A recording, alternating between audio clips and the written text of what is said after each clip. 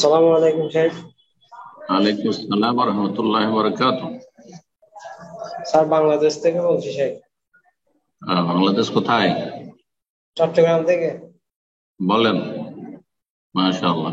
এই, আজকে কয়েকদিন ধরে একটা প্রশ্ন ঘুরপাক খাচ্ছে মনে। হুম। প্রশ্নটা হচ্ছে শেখ, শয়তান কি ঘুমায় না? শয়তান যে মানে আমাদের তো মিনিটে মিনিটে খবর বার্তা নেই এখন। হুম।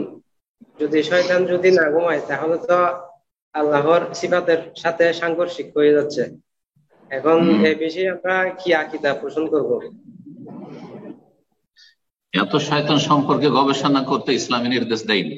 প্রথম কথা, আপনাকে যদি আমি জিজ্ঞাসা করি তো মনে হয় আরকান ইসলাম, আরকান ইমান আর দিনের তিনটা স্তর এটি বলতে পারবেন না। আমি ভালো করে জানছি। ইসলামের শাখা যদি বলেন, ইমানের শাখাগুলি বলেন তো 10-20টি তো হা হা লাদরি করে দেবেন। কিন্তু এখন শয়তান ঘুমায় কিনা আপনার টেনশন শুরু হয়ে গেছে, নাকি অসুস্থ হয়ে যাচ্ছে না ঘুমিয়ে শয়তান। কথা বোঝা গেছে? আল্লাহ হেদায়েত দান করুন।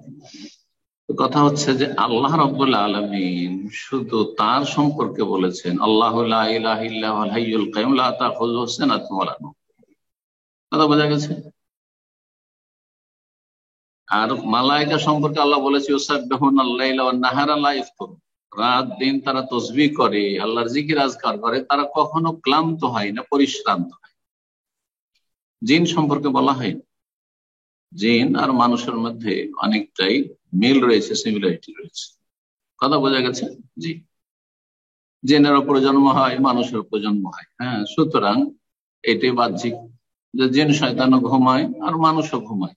আচ্ছা, মানুষ ঘুমালে 24 ঘন্টা আপনাদের অনেকগুলি কোম্পানিতে প্রোডাকশন চলতে থাকে, মেশিন যন্ত্রপাতি সব চলতে আছে, কাজকর্ম 24 ঘন্টা চলতে আছে।